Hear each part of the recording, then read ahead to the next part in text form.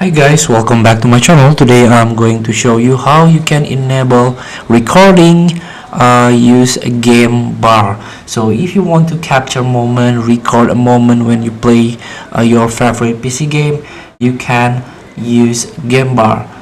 So you don't need third app. Game bar is default apps that already are pre-installed on your Windows 11.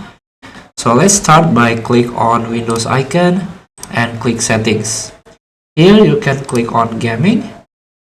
Here we go. This is the game bar. You can click on captures, save location, recording preferences.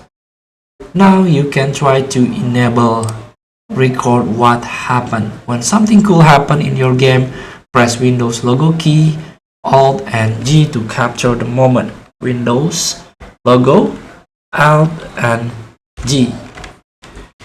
Here we go. You can record and capture with this game bar feature. This is for capture, like a screenshot, and this is for start record. This is for mute, and this is record last 30 seconds. So feel free to try to record or capture the moment. Use a game bar. Thank you for watching. Don't forget to comment, like, and subscribe. Also click the text button below. See you in the next video.